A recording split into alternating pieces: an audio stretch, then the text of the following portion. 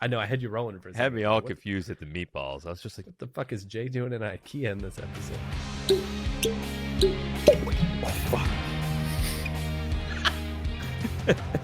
I don't want to talk about how much whiskey I just got on my blazer.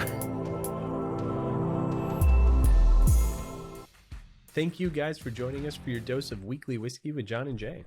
Weekly Whiskey is made on Mackie. And if you'd like to find out more about the top-notch studio gear we're using, you can check it out at Mackie.com. Mackie makes us sound great. Loving having their gear in the studio. It really brings the production to home. And with that note, we've got to talk about some whiskey. So tonight we have got an exciting one for us. Another great entry in the Barrell Craft Spirits line. This is one of the gray labels. This is a Canadian whiskey, and it is 24 years old, and it's featuring some serious finishing. I want to start getting my nose into this thing while you talk about the finishes just for a minute, and then I want to taste it. Oh, yeah, man. I mean, you know me. You know my love of Canadian whiskey, especially Canadian rye. I'm going to assume that this is actually Canadian whiskey, not a Canadian rye, because the label tells me so. But it's really cool. This is a really interesting combination. It is finished in Oloroso sherry, kind of an unusual sherry for these types of releases, and extra old Armagnac casks. So we're looking at a nice French brandy. We're looking at Oloroso sherry, so that kind of drier, spicier, more savory, tobacco-y sherry, as opposed to like a Pedro Jimenez or like a Sauterne, like dessert wine. And this is bottled north of 60%, 60.8%, which means it should be definitely not light on flavor or body or presence. And we haven't had a combination like this from Barrell so far, so I'm ready to get sniffing myself. So what do you think, John, so far? This is really interesting, actually. Way more desserty than I would have expected right off. And a little bit lighter in the oak department than I would have expected. So this is, so far, taking me on a mental tilt-a-whirl. A little bit of a mind grenade, if you will. Mind grenade is definitely the right way to put this. So I would definitely presume Canadian whiskey, we're looking at a more neutral oak. This has big, like, pancake syrup, buttery waffle cone. I was hoping you'd say buttery. I was going to say it, and I was like, we use buttery enough. At this point, like, I'm just going to put like a buttery canner right here at the bottom, like buttery per episode, BPE. But yeah, this has really big sweet notes. It's lower on that tannin, probably from the more neutral oak.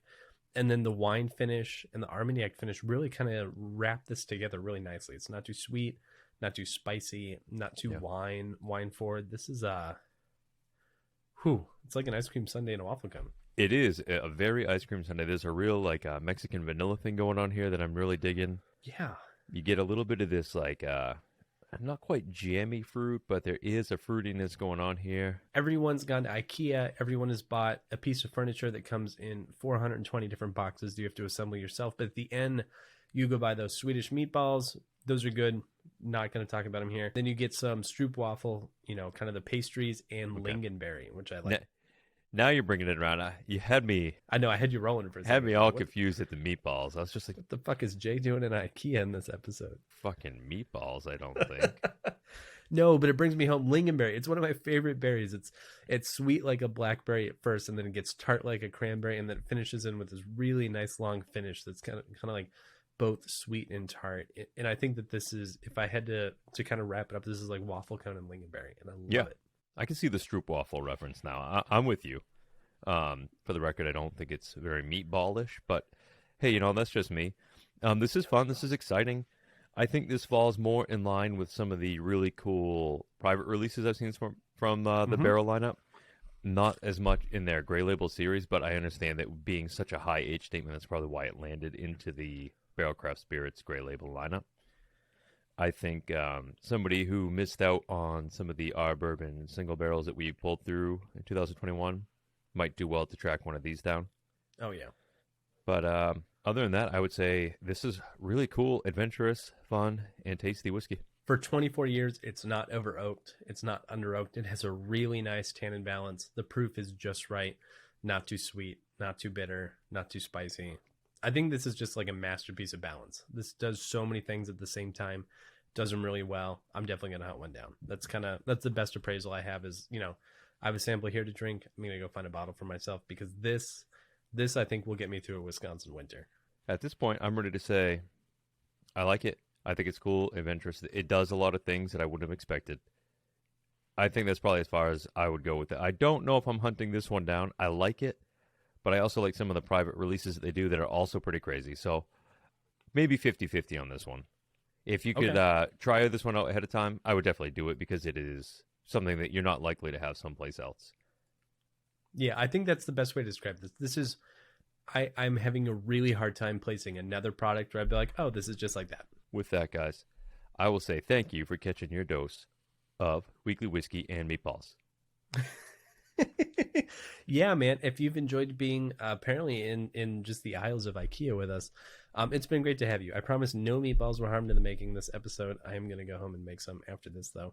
But it has been great to have you. If you've enjoyed the content we've been putting out, if you enjoyed these new episodes, if you're enjoying coverage of, some of these newer limited editions that are kind of risky, it has been great to have you. So go ahead and join us over at patreon.com/thewhiskeynet. We have a lot of new information rolling out. We have a private Discord, and you can come and chat with us about whiskey all day long. But once again, that is patreon.com/thewhiskeynet. We'd love to have you. Don't forget to check out our studio sponsor on Instagram at Mackie Gear or on Mackie.com. Yeah, Mackie is awesome. They've provided all of the audio gear for this show. We are loving the way it sounds, love the way it looks. Honestly, if you love John's soft, buttery, sultry voice, that is all thanks to Mackie. So it has been great to have you guys once again. If you're looking more for John, you can find him at thebourbonfinder.com. And if you're looking for more from me, I'm at whiskeyraiders.com. We're the Rotten Tomatoes Whiskey. I'll get a review of this one up soon. But in the meantime, it's been great to have you. So cheers, guys. Cheers.